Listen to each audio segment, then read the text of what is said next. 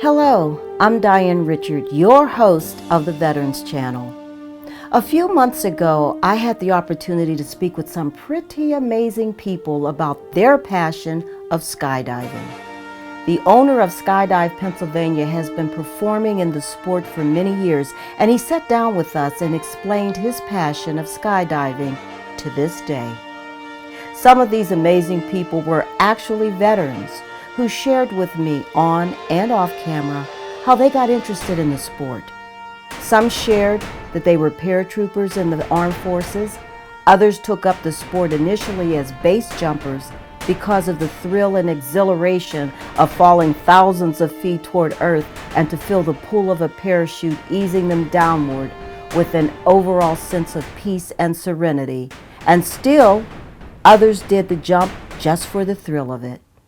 Whether jumping in tandem or as a single jumper, everyone had an amazing and unique story to tell. No, this sport may not be for everyone, but for many of our veterans, it was and is a way to escape the harsh memories of war left behind. I also had the pleasure of speaking with Mo, a veteran base jumper. He has an all-inclusive studio in the skydiving shop where, for many years, he actually makes and repairs parachutes. Allow me to take you on a tour with this fascinating person and allow him to share with you his passion and memorabilia. Let me introduce to some and share with others the sport of skydiving and how it is a pastime for many of our veterans. Let's take a look. Okay, Cecil, you're a veteran? I am not. You are not a veteran. I'm a Navy brat. My father was a lifer in the Navy. Okay. Of course, he was a parachute rigger and a jumper. So you get it honestly. I came by it honestly. Wonderful. So what makes this so special in my eyes is the fact that you have a collective bunch of veterans who are jumping. What brought them to this point and to you? There's really no explanation for that. You know, everybody has a different reason that drives them to want to come skydiving. Some just like the pure adrenaline of it. But the one main thing that a lot of people like is the community, the camaraderie of the people in skydiving. We come from all different walks of life. I was a salesman for a steel company for 37 years, 10 months, and 8 painful days. But you kept count. But I've been a skydiver this is my 45th year. Oh, and I still that's wonderful. I still love coming to work. That is wonderful. Yeah, I enjoy what I do. Oh my gosh, that's wonderful. So when someone comes, like you just got a phone call and you directed someone to your website to get all the pertinent information that's necessary.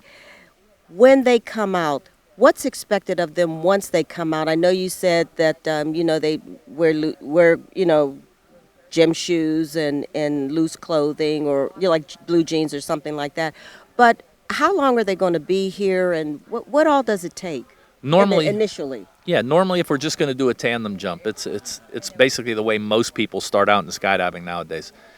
From the time they arrive, if there's no delays, no weather problems, and we're moving along, it usually takes about an hour and a half to 2 hours. We have them up and down and out the door. Okay, so what are some of are there prerequisites that they have to have to tandem? I mean, I know the weight is one, I know the age is another, but what are some of the What are some of the prerequisites that are necessary for someone to tandem? Well, nowadays, tandem jumping's available. The oldest man that I've taken on a tandem is 93, and the oldest woman that I've taken is 89. The things with them, we require them just to make sure that they're ambulatory, that they can climb up the little ladder to get into the airplane, and they have some of their mobility. Mm-hmm. But other than that, bring them on. We'll introduce them. Wasn't that President Bush that went up? Yeah, he's had, I think, 4 jumps. That is awesome. Awesome.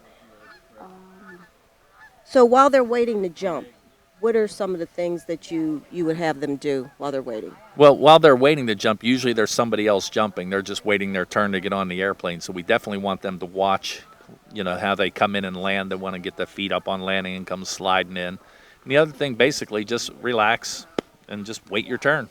How many people can get on the plane at one time? And how big is the plane? It's a King Air A90. We fly 12 passengers on it, so we can take 6 tandem people on one flight. Okay, so and then we'll talk a little bit more about rigging the chutes and things like that. But is that something that they may learn initially, or is it just they're just coming, your guys do all the work and they do the jump? Now the way we do it here is we take care of all of the work, all the packing of the chutes, getting everything ready for them, and then we want them to focus on the skydive itself rather than worrying about the packing of it. Then once they get 7 to 10 jumps in, then we really start spending some time with them and teaching them how to pack. They pack their own chute, and then we just keep giving them more information as they come. There's a lot of information that they take on that first jump course of 4 to 6 hours. We touch on everything.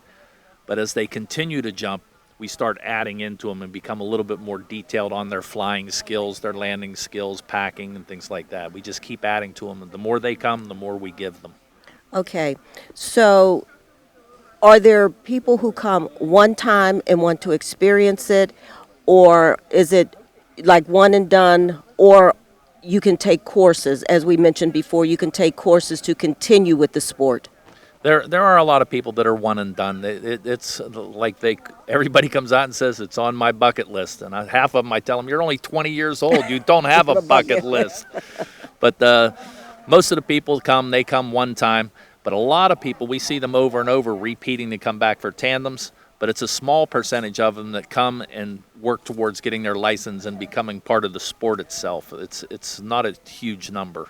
Okay, I know that golfing is an expensive sport. I know scuba diving firsthand is an expensive sport. Is this an expensive sport? Like all the sports, like scuba diving, skiing, anytime you have to buy your own equipment, that's where a lot of the money's involved. And then also in the beginning when you need your instructors, so you're paying them also. Skydiving's the same. Okay, all right. So people, should realize that this is an investment. It is. For an experienced jumper to come here, they have their own equipment, they don't need instructors. It's $27 to fly up to 13,500 feet, or it's $16 to fly to 3,500 feet. So it's really not that expensive once you're established. Once we've already got all your money, then it's okay. Then it's okay. Then That's it's right. okay. I know a lot of people, when they go on like these crazy roller coasters that they build now and at Disney, and they have the built-in camera system when you go to on a big free fall or something, they have a big camera system, then you can buy pictures afterwards. I know that you can do that here, correct? You are correct. We supply a video photo package. It's an additional $109, and what you get for it is a 5 to 7 minute long video. All the scenes are in real time. Some are in slow motion. You get anywhere from 50 to 250 still photos, and it's all edited to music. You will leave on the day of your jump with your still photos, and then in less than a week, your edited video will arrive by email. Oh my goodness, It's amazing. That has to be like, I'm sure you've caught people with the funniest expressions on their faces. There's some things that are just absolutely hilarious. I've seen over the years, I've seen guys with artificial limbs where the limbs come off on opening. I've seen some teeth go skydiving by themselves, and more than once. So. Oh my gosh! So how do you retrieve the prosthesis? Well, we were 2 out of 3 over the years in finding them. The teeth, they're still out there in the woods chewing on something, so we didn't find any of those. That is too funny. That is too funny. I'll show you the picture of the one in there. Okay. That is too funny.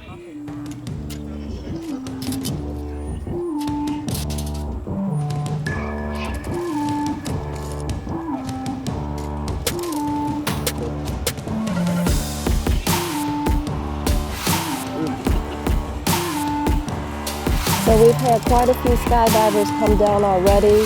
One came down in tandem, 2 came down perfect liftoffs, perfect landings, I should say, feet landings, but the tandems come down and they come down on their backsides and they slide across the ground. So it's really an awesome sight to see them come down.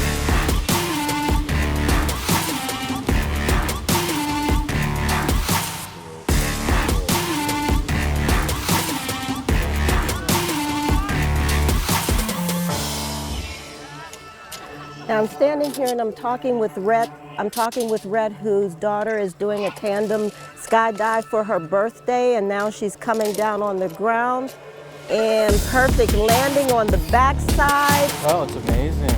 That was what she wanted for her 18th birthday, so that's what she got. Awesome, awesome.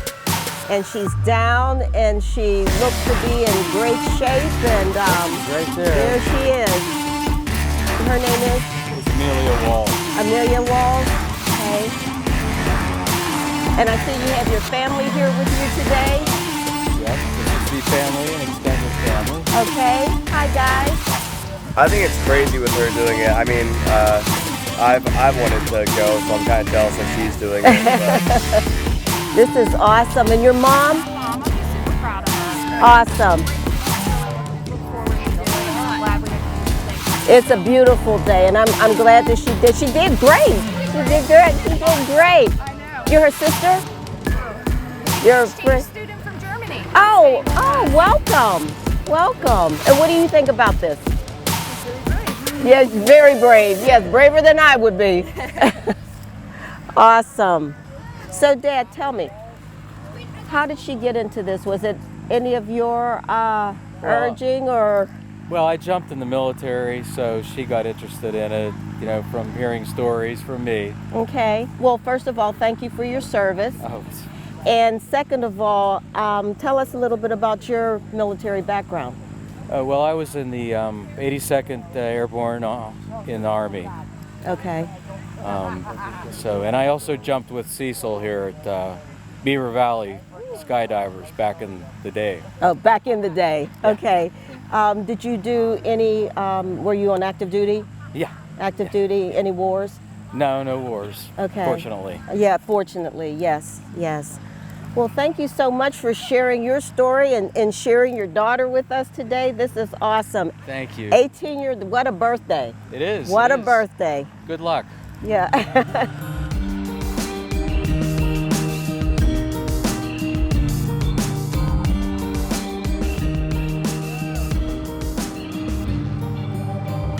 So guys, how was it?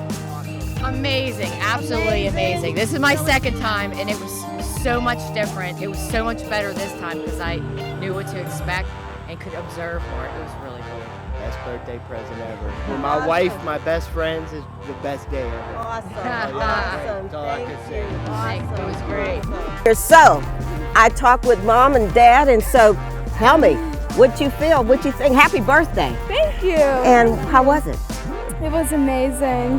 I love the feeling of just free falling. It was so fun. Awesome. Would you do it again? Yes. You would do it again? For Okay. Awesome. So your mom said you didn't want anything else but this for your birthday. Yeah, I just got this. So what made you just want this? Was it any like prompting from your dad? I've always just known that like at 18 you could do this. And like there's a lot of other things you can do at 18, like vote and stuff, which I will be doing. Yeah. But Yeah, that old stuff. yeah, That old but, stuff. Like, I've always like people are like, oh, you gotta go skydiving, and my dad was in the military and skydived there, so I think it's just in the blood.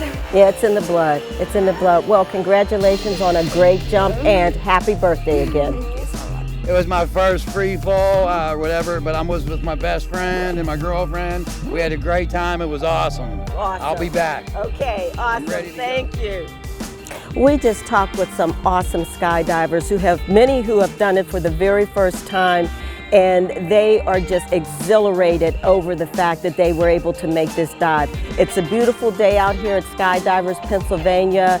The plane took off very well and landed very well, and now they've taken off with another group of skydivers. We had a couple tandem skydivers here today, and when they come down on their backsides, and it's really an amazing thing to see them skirt across the ground on their landing. But we're still out here, and we're going to enjoy some more people coming down on their first, and some have been here several times for these skydiving adventures. So stay tuned with us, and we'll be right back with some more skydivers. Tell me about the free falling. Well, the free fall, it's fun and you know the whole concept. But for me, the fun is jumping with a group of people, because just like we're standing here talking, In free fall, you're with a group of friends, and they can be flying upside down on their back, whatever, and we're in, having a sort of camaraderie with skydivers. So free falling is from 13,000 feet to whenever you decide to open up your chute. Whatever yeah, because you're in free fall, nothing's limiting your falls. And that may be at 6,000 feet or 4,000 feet. That's right. That's right.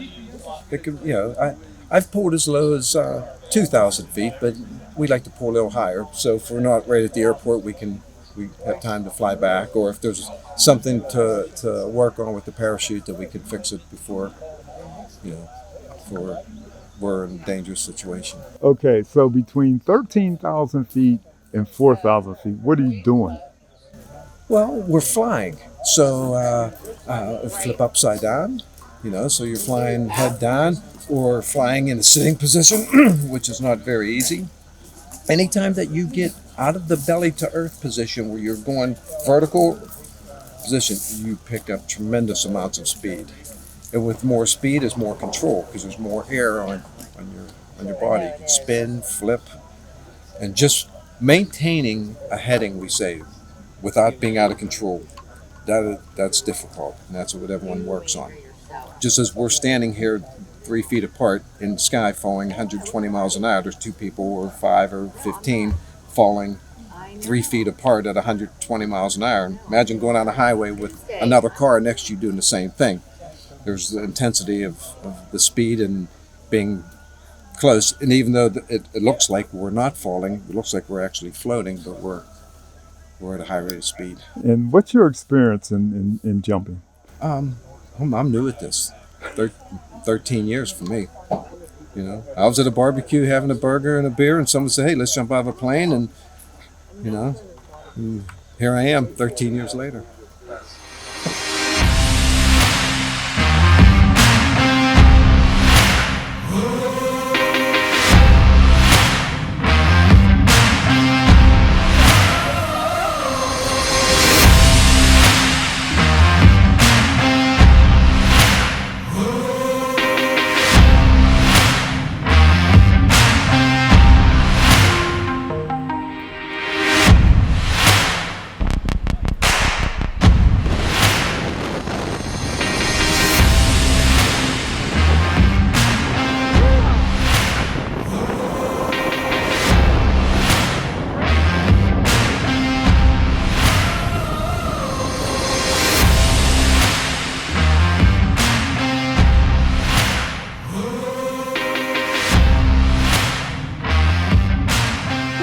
With Zach. Zach works here at Skydive PA, and he has a part-time job here? Yeah, this time of the year it's part-time, but usually it's full-time. Okay, tell our viewers what it is that you do here. I pack parachutes for the tandem parachutes and also other experienced skydivers. I pack their parachutes as well. How long have you been here?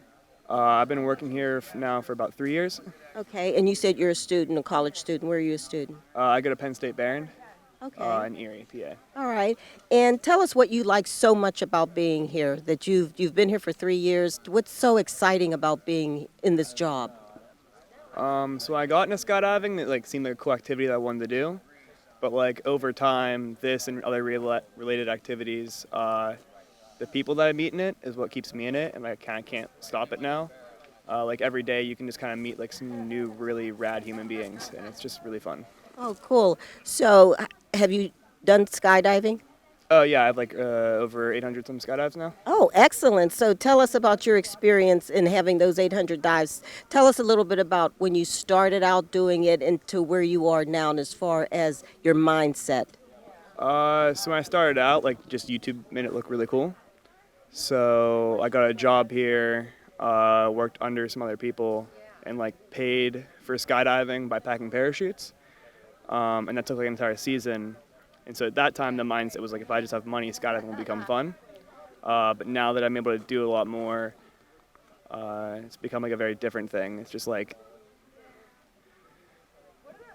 when I'm jumping, just my mental state's just a lot better. And then the more I jump, the more fun I can have, and also motivates me to just do more things in life.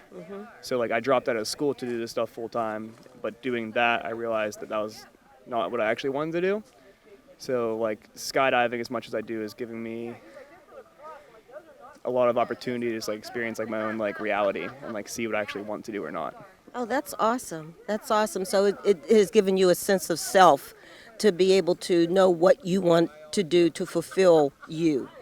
Yeah, it's like a train. Like it's like a like I like to think of like life as like a video game, and like this is just a great playground to like try whatever I want, and I can just be me, and like no one really cares about like how weird I am sometimes.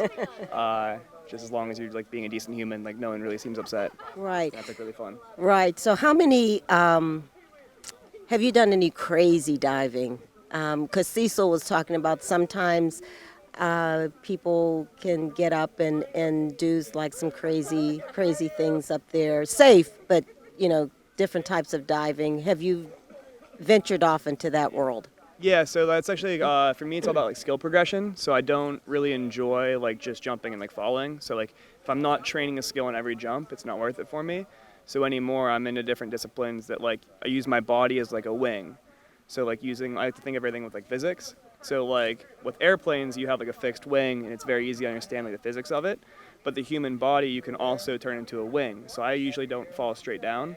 I'm actually usually flying around the sky. Okay.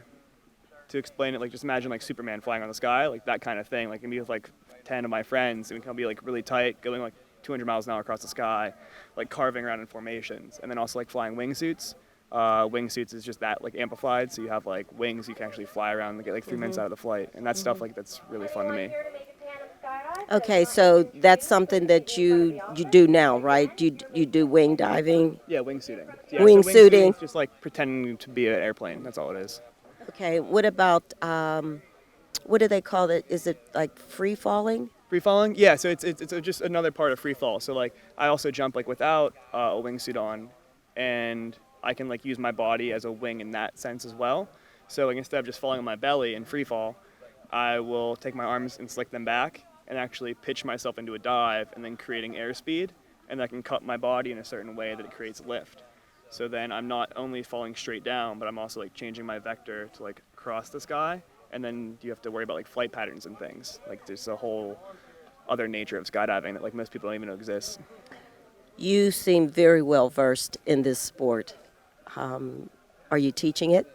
No, I've had opportunities to teach it. I just don't like the responsibility of it. Like I'm only 21, so I don't really like the idea of like me being responsible for people's like lives.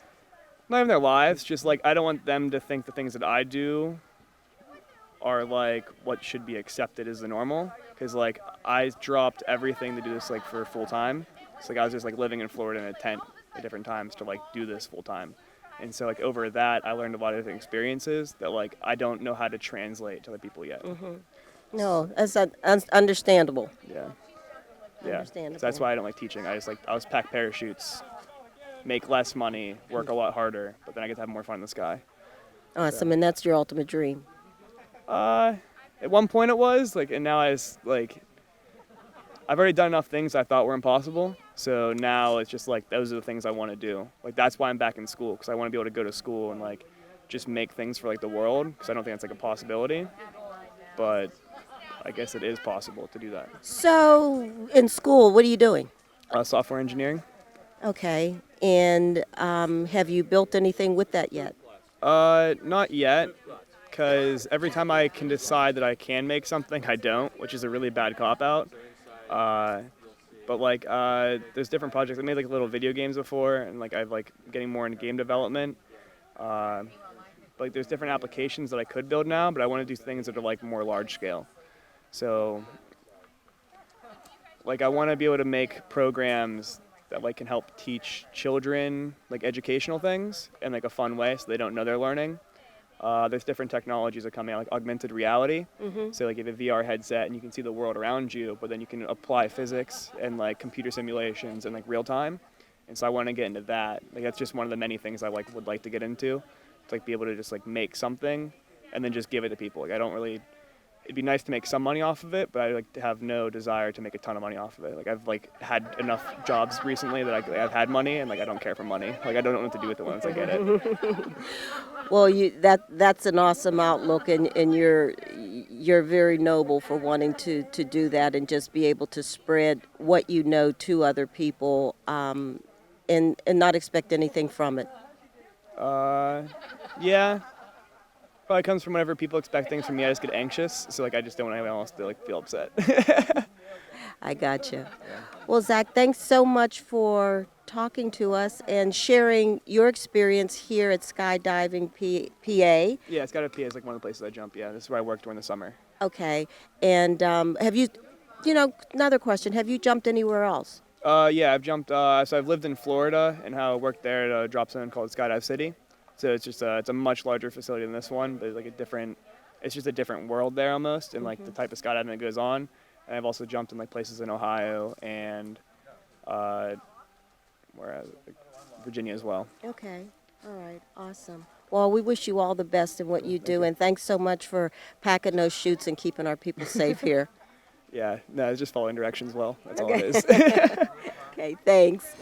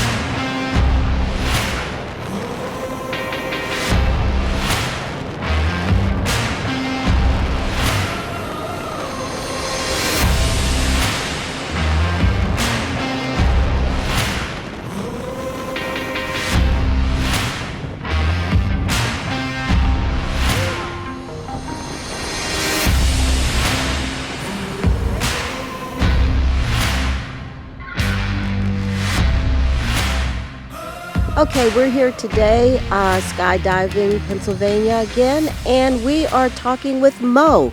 Mo is a veteran and a veteran skydiver. And Mo, tell us a little bit about Mo. Well, I got drafted in 1971, and I made my first jump, not a military jump, but a sport jump in Arizona. And I bought a parachute the same day after that jump for $90. Oh my gosh, so you got hooked that quickly. I said, I'm doing this the rest of my life. If it's the next jump, I'm okay with that. If it's today, 47 years later, I'm okay with that. Awesome. How many jumps have you had so far? Roughly about 6,000. It's not a lot to today's standards. In the old days, we were jumping older equipment and the sport was a lot tougher on you. But today with modern gear and everything, people can make 1,000 jumps a year pretty easy.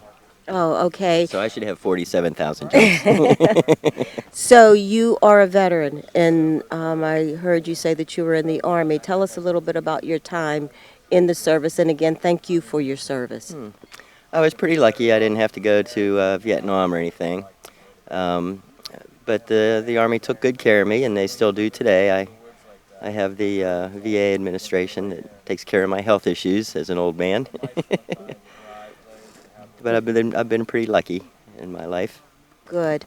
And tell us a little bit about your time in the service. Where were you stationed, and what did you do in the service? I was originally stationed in Fort Huachuca in Arizona, and they trained me for side-looking airborne radar repair. And then they sent me to Maryland, and they didn't have anything there to repair. So I didn't have much to do. And my sergeant was a pretty nice guy, and he had spent some time in Pittsburgh. And Pittsburgh is known for Iron City beer, and it was absolutely. It was beer in steel cans. Yes. So he'd let me come home every weekend to jump, as long as I brought him a case of Iron City back. Good old Iron City beer. Now it's called IC. IC Light, yeah, yes. And IC, yeah. Yes, yes. So your time in the service, how many years did you put in? 2.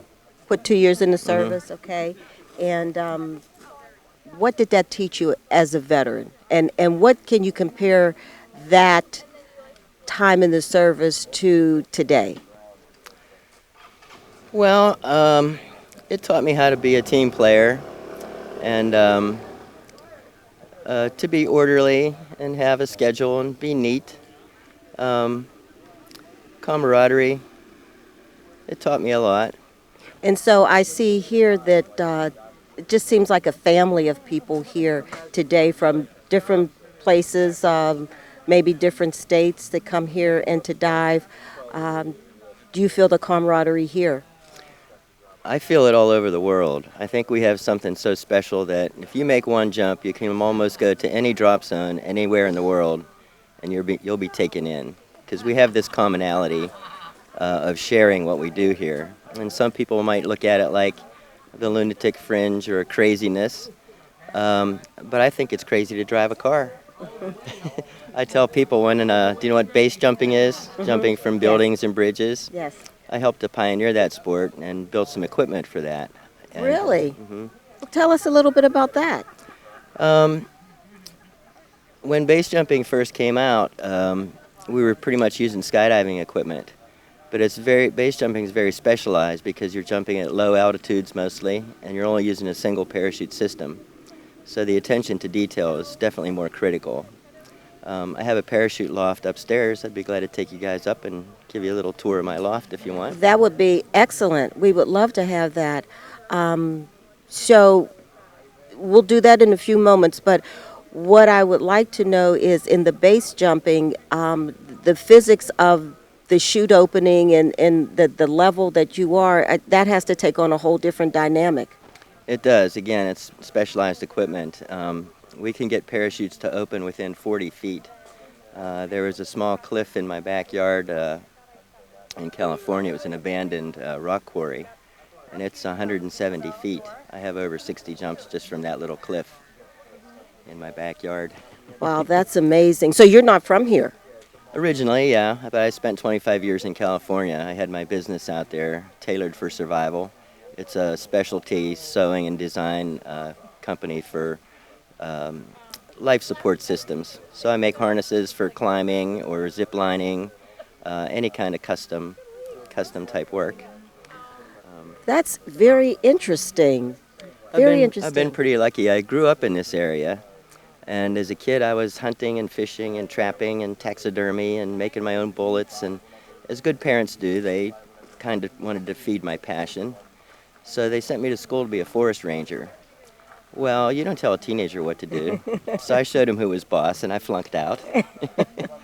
And then our small hometown had a machine shop, and everybody that worked there made good money and had 2.5 kids and a dog and a picket fence and how it's supposed to be. So they sent me to be a machinist. And I was still a stubborn teenager. Didn't like it. Didn't like it. Flunked out. And then when I got drafted, the government was my new boss. Of course. When I got out of the Army, I had about 24 jumps, and I came home to move in with my parents again. And they thought, oh, it's just a phase or a fad. He'll get over it. I sold everything that I owned, all my guns, bow and arrows, everything. And I bought sewing machines and parachutes. And they weren't real happy, but they thought, okay, he'll still get over it. And then I started hang gliding in like 1974, and they weren't real happy. So I bought a brand new 1974 Volkswagen Beetle, a Bug, and I took all the seats out of it, and I lived in it for 8 years. Oh my gosh. I traveled all over the country. You talk about little houses. I traveled all over the country and got all my parachute ratings, instructor ratings. I helped to pioneer tandem jumping. That's where a person is attached on the front. I was one of the first tandem masters. Other aspects of our sport, and then started to design base equipment. Now my parents weren't real happy with me at all. I got lucky, and I got a job in the movie industry. I made $110,000 in 3 months. All of a sudden, that's my boy. The whole little small town, oh, your son's a movie star, he's at Hollywood and all this, and it just angered me because that's not what life's about. It's not about chasing money. Yeah. It's about being happy. Yes. So I flew home from California, and I sat my mom and dad down at a picnic table just like this, and I held $10,000 up in cash with a Bic lighter under it, and I explained to them what life was about. And you burnt it. I told them I'm not robbing banks, I'm not raping little boys or girls, I'm not a drug addict, You guys were trying to guide me in a good path, but I was a stubborn teenager, just like they were, and found my passion and found what I love. And I do have a family and a community. If I need my teeth taken care of, I know a skydiver. If my car needs fixed, I know a skydiver. If you need something sewn, I sew it. So we do have this community. Everything from doctors and lawyers all the way down to street bums. Right. And we all share this together. Right. So I told my mom and dad when I held up this $10,000 in cash with a Bic lighter, I said, you guys need an air conditioner right now. If you don't take it, it's going to get hot real quick. Well, they knew the madman in me, and they knew I'd torch it. They didn't need it or want it, but they took it, and they pulled me in, and they hugged me. In the next 3 months, I gave away $100,000 to everybody that helped me in the sport and in my life, and I moved back in my car, and they said, have fun, and I did. You're a bit of a renegade, aren't you? In 1991, I bought a brand new Honda Civic, brand new, took all the seats out of it. You lived in that? 3 years. If you go out in the parking lot right now, there's a 2014 Kia Soul out there. There's only one seat in there. Oh my gosh. No, I don't live in it full time, but I'll live in it this winter as I travel around the country and jump. You have a most amazing and interesting life. It's been really good to me. And again, it's about the community once again. It's not about the money or anything. It's about the family and the tight-knit community that we have. You know, that whole monetary, I guess you would call it that sense of monetary value. We were just speaking with Zeke and Zach. Mm-hmm. Zach, excuse me, We call him Zach. Zippy. Yeah, okay. Well, we were just speaking with Zach, and Zach was basically saying the same thing, that money, doing this type of work, and money is not his motivation. This type of work is. Yeah. Again, And making a difference, I think I'm one of the richest people on the planet, not monetary-wise, but friendship-wise and relationship-wise, I do. And that's important. That's very important because, you know, money is just money. But, you know, when you have relationships, when you have people that love you, when you have a sense of community, when there are people that you can rely on and they can rely on you, I think that's a whole lot more to what life is about than the almighty dollar, if you will. You're absolutely right. There was a kid here 6 years ago that wanted to learn to fly wingsuits. These are the Birdman suits that you see. And most people, when they're in their 20s, see a lot of the YouTube videos and things, and they don't realize what it takes to get to that point. So this kid wanted to do that, and he sought me out because that's my main forte, is teaching to fly the wingsuits. And I didn't want to help him because I figured he didn't realize the commitment that it takes. In any event, he continued on and took his training, and eventually I met his parents, who were roughly my age, and he was a smart kid. He was polite, mannerly. He still lived at home. He still paid rent. So I allowed him into my life a little bit, and eventually we became friends, and I taught him how to run all my sewing machines. He built his own parachute rig. I had some old patterns that we pulled out that I had built back in the 80s. Mm-hmm. And he built his own parachute rig, taught him how to jump, took him over to Italy 3 years later, and we were wingsuiting off some mountains. Oh, wow. 2 Awesome. years after that, there was a girl that came up here, and she was parked next to me, and this is when I was taking all the seats out of my car to live in it. And I had things scattered all over the lawn, and she said, "What is this wild, crazy man doing to his brand new car?" And I explained to her about my lifestyle and the community, and I asked her what brought her here. And she said that she and her boyfriend felt they were soulmates, and they were going to go to college, become teachers, move to Thailand, and teach underprivileged kids. Pretty big dreams for kids, right? What do you want to be when you grow up? Oh, a fireman. We don't know what we want to be when we're that young. Anyway, they followed through with that, and they graduated college. They got their degrees. They spent 8 months doing the paperwork to get a job in Thailand. They both got a job at the same school. 1 week before they were ready to leave, her boyfriend died at 26 years old. He had a heart attack and some other complications. So she came here to clear her mind. And I said, "You need to come back." I said, "We have a family here. We died doing this, But we died doing like normal people, in car wrecks and heart attacks and disease and everything else. I said, come back, we'll help you heal. She came back and she fell in love with the guy I just told you about, that I spent 6 years with. I just married them on a mountain 2 months ago in Italy. Oh my gosh. Both of their families came over, all 14 of them, from both sides. And we had a big celebration, and then we all went and jumped off a mountain. That is awesome. And I called them That my is kids. awesome. That is so awesome. So you can perform weddings as well? Well, not legally. Oh, okay. They took care of the legal part when we got back to the States, but I they didn't see. want your average Joe wedding. They wanted Mo. That is awesome. That's such an awesome story. And the part about healing and bringing her to a place where she can heal and where people will help her heal, I think that is just absolutely fabulous. I have some friends that have PTSD, and this is also good medicine for them. When we listen to the yogis and the soothsayers and the energy people, they always say, live in the moment. Well, right now I can hear the van going over here, and I hear people talking, and there's music in the background, and there's a speaker, and I'm not in the moment. I'm scattered all over the place. But as soon as I jump out of that plane or I jump off that building or cliff, you're focused because your life's in danger now. So you have to be focused. And that takes us away from all the other madness in the world that we're trying to clear our minds of. So skydiving is a good outlet for people with PTSD, whether it's military or family abuse or anything like that. We have a good community here. We take care of each other. I guess I can relate that to I'm a dive instructor, and once I'm under that water, it's like everything is just it's just me and Oceana. At that point. It's just nothing else, and that's my place of solace that I can go to and just be at peace with the water, with the fish, with all of the sea life, and just look at everything and just, you know. You're not thinking about, No. oh, I have to pay my bills, or is there gas in the car, or anything like that. You're in the moment, and that's truly what life is about, trying to be in the moment. But we live in such a scattered, complicated world, it's hard to be in those moments these days. Yeah, the Temptations used to have this song called Ball of Confusion.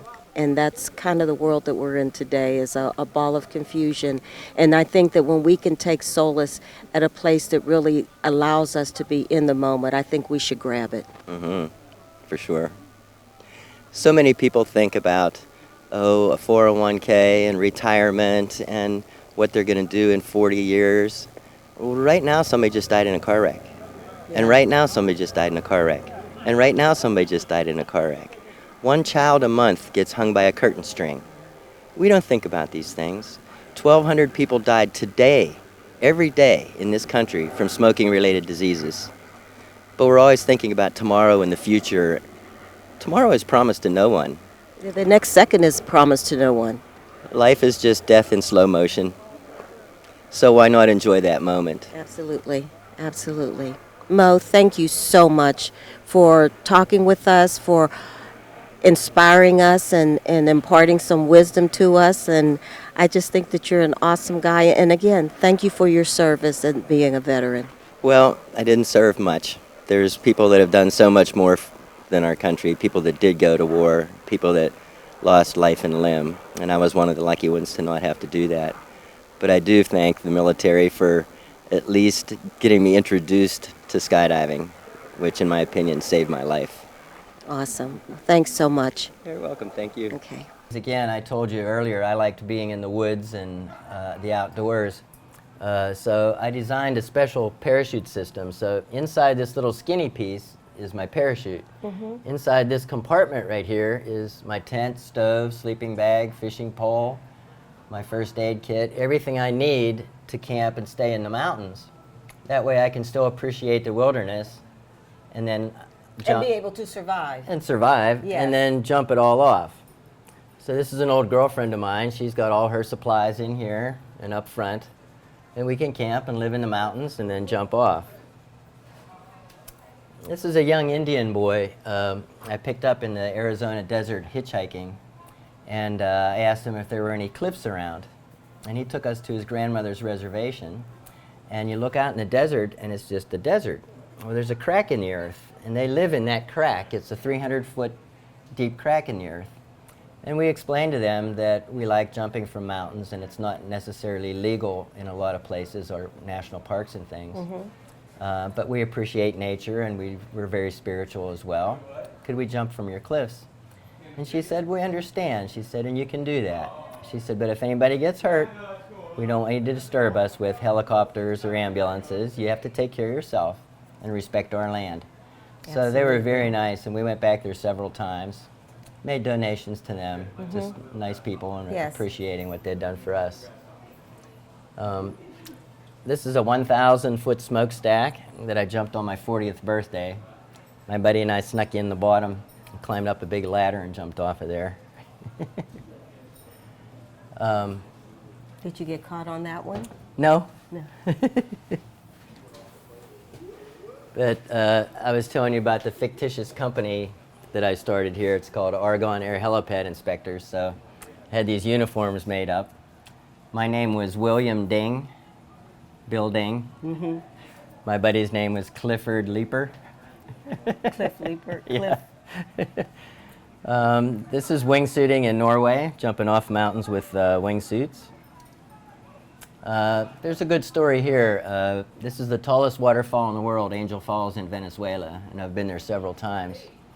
And one year there was a young Indian boy there that was part of our support team, and he had a rotten tooth, and it was going to go to his brain, and he was going to die. That's what happens in the jungle. So we had a dentist on our team that was jumping, that was a new dentist. I had a pair of pliers. He extracted his tooth. And we had some painkillers, and we had some antibiotics, and we told this kid that we could pull your tooth. If it breaks off, we can't do surgery, and you're going to die, but you're going to die anyway. Do you want to give it a try? We gave it a try. I got the kid's tooth out. 6 years later, I went back for another job, and that young boy was a grown man driving the boat. Oh, wow. And he remembered us. That is awesome. Yeah. So you saved his life. Well, this is me when I was about 23, and this is called Smitty the Jumper. And Smitty was an old pioneer. This is his original parachute equipment. The parachute is made from silk. Today's parachutes are made from nylon. Silk is organic, so it can rot and tear very easily. The lines on this parachute are made from hemp, tied onto the steering wheel of a truck. So imagine a parachute of silk with hemp lines coming down, tied onto the steering wheel of a truck, with 2 hemp ropes that came down to his waist, with a horse collar belt. Oh my gosh. And he would pack it in a paper bag, and he'd sit on the wing of the airplane while it took off, not in the plane, on the wing. And when it would take off and get to 1,000 feet, he would throw the paper bag off, and it would pull him off. And that's Smitty the Jumper. He is 80-some years old when I was in my 20s. That's insane. That is just incredibly insane. Well, that's where we all started, the pioneers of this sport. We have to remember who got us where we are today. Understand. And this fellow here was definitely a pioneer. Wow. And so what's this one, jumping in the canyon? This is the Cave of the Swallows in Mexico. Okay. It's a 1,400-foot hole in the ground. And we spent 9 days there. We made 97 jumps there. It's a very spiritual place. In the morning, thousands of these swallows come out in this big tornado of birds, and they leave for the day. At the end of the day, they come back, and they hover, and they break off a couple hundred at a time, and they dive back into this hole. They know it's deep.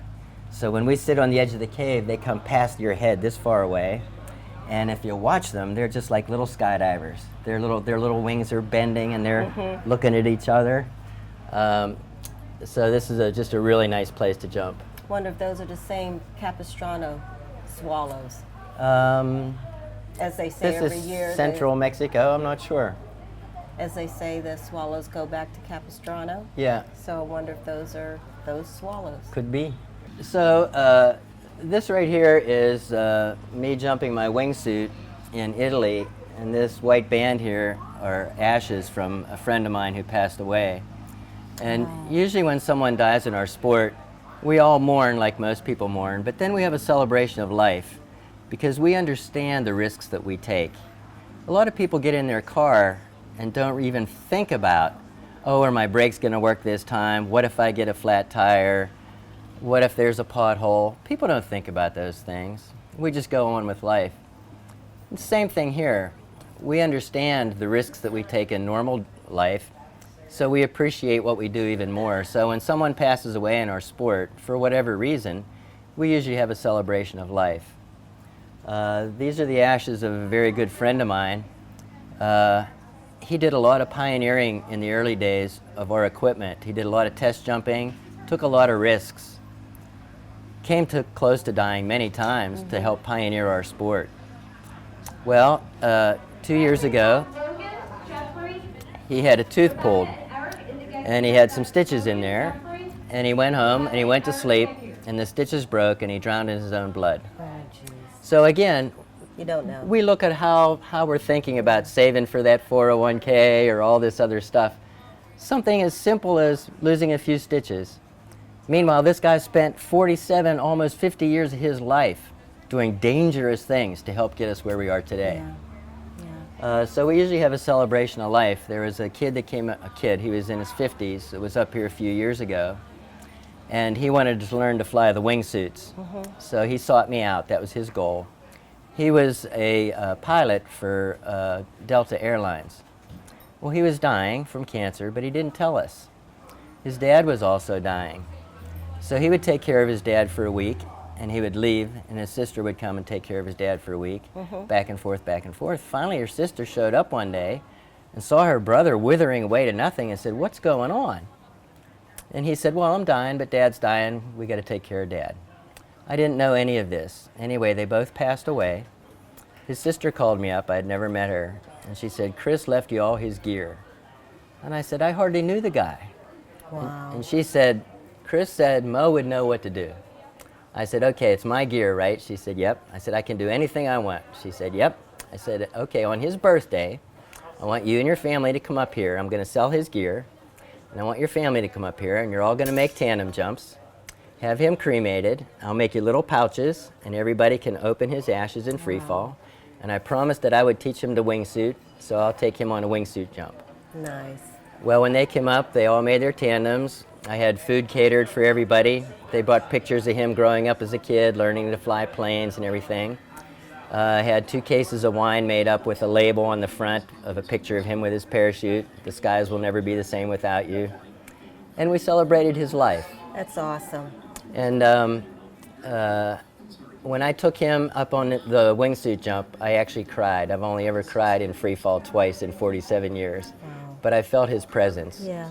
And in his jumpsuit was a handkerchief with a K on it for Chris. So I cut out that little piece, and I put a little bit of his ashes in there in a picture, and he's with me on every jump. Oh, my buddy that Chris. Is awesome. That So is these awesome. are some of my friends that have passed away over the years, and we do these ash dives in a celebration of life, because we get it. At least we think we get it. Yeah. Yeah. So now, the harness. Okay. This is what's called a harness machine. That's the needle right there. It's about the size of an 8-penny nail. Yeah, it's very thick. It's pretty thick. Whatever you put under there, it will go through, including plywood. It's a pretty solid machine. This is 50-pound thread, and that's what we use to sew the harnesses together. So this machine only does one thing specifically, and that's for the harness, the part that takes all the load. This is about a $12,000 machine. And a harness, I can show you a picture of a harness here. So this is a base rig, and this is what we use for jumping off of buildings and bridges and things. This part right here is the harness. Okay. So this is what holds you in. This part is called the container. It holds the parachute itself. So the machine that I was just showing you over there makes these big heavy-duty stitches. So each one of those stitches is 50 pounds. Okay. So this is the harness. That's what holds you in place. This is the container system. So every one of these machines here does a different thing. Different thing. Yeah. So one machine will put the binding tape on. Okay. One machine sews the single needles. One machine for the harness. So you have to have basically all these machines to do any major repairs or to build something from scratch. Can I try it on? Sure. Face that way and step in there and there. Left in there, one in there. And put this on just like a jacket.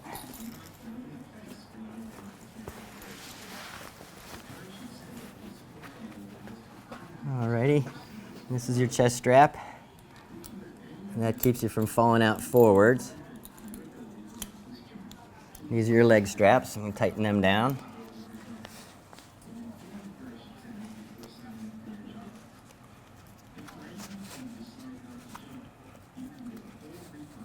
You feel secure in there? I do.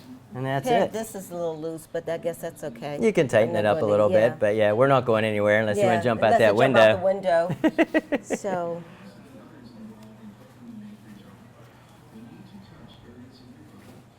Parachute is contained in the back. Yeah, if you turn and face that way, I can show them a couple things.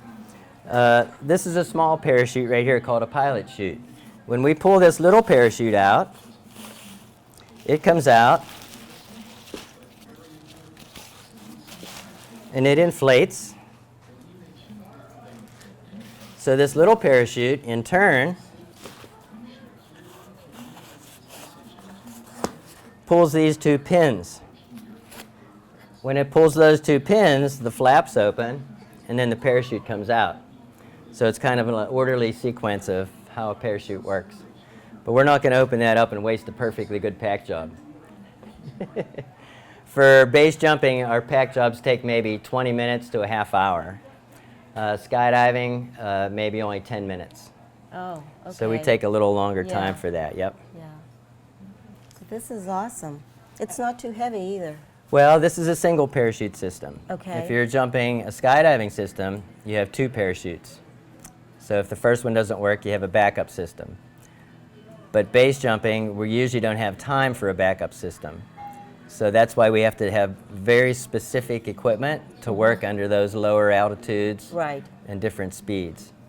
And it has to be extremely reliable. These are probably some of the most reliable parachutes, period, in any parachute out there, from a toy parachute that a kid has to the parachutes on the movie sets. The movie sets, yeah. Right. These are extremely reliable. Where we fail is lack of maintenance. It's usually always a human factor. When people find out these are fatality skydiving, they say, oh, did the parachute not open? Parachutes work. This is what fails. And I think, again, that's what pushes us to do this, because it forces us to focus, because we're so scattered, once again. Like I said, we have people with PTSD. We have people that are just bipolar. There's a lot of crazies in our sport, I say. Right, all different conditions, yes. But this gives us that purpose and focus that we need to do, because we really want to continue to play and have fun. Oh, absolutely, absolutely. Well, let me tell you this. There was a group of bucket listers that came up here 2 years ago, and they were in their 50s, I'd say. And I was listening to them talk together, and the one lady vomited twice on the drive up, just thinking about it. She was a nervous wreck. So I said, I have to watch this gal when she lands and see how she made out. Well, she came down. She had no issues up there. Everything went great. She was walking back up the steps. She goes, that was so awesome. She goes, I would just love to do that again. And I said, well, they give you a discount today for $160. You can go. And she said, if I had $160, I'd go. I said, so it's a money issue? And she went, well, yeah. I said, well, what if it's free? She said, I'd go in a minute. I said, get on the plane. I'm buying you a jump. And she went again. She made 2 jumps, loved it both times, but she vomited twice on the drive up just thinking about it. Too funny. So, well, thank you so much, Mo, for taking out time today and just showing us how the rigging works. As I mentioned earlier, I talked about this being where you make parachutes, and I was in air, so this is where you make the rigging. Well, I do the repairs and things, and maintenance, and again, even beyond parachutes. As long as it's something for life support. Life support systems, right. I've made swings for our little kids that grow up here. Yes. I take parachute harnesses and make little harnesses for the kids to swing them on trees and things like that. Nice, that's awesome. Thank you so much for this lesson. Thank you so much for all those memories that you have up on the wall and your history, your life history of where you've been and where you've gone and just everything. Thank you so much for just showing us everything and allowing me to model one of your masterpieces. I think you ought to give it a try. One day. Thanks, Mo. All right, thank you. Wow, does that make you want to skydive? Well, maybe not, but I'm sure the skydivers that we watched jump and those we interviewed shared a lot of information in the event that you may want to try it. Our veterans have many pastimes, and I've learned in speaking with some that this is one of the ways in which they cope. And for that, we thank them for their service. So, until next time, I'm Diane Richard for the Veterans Channel.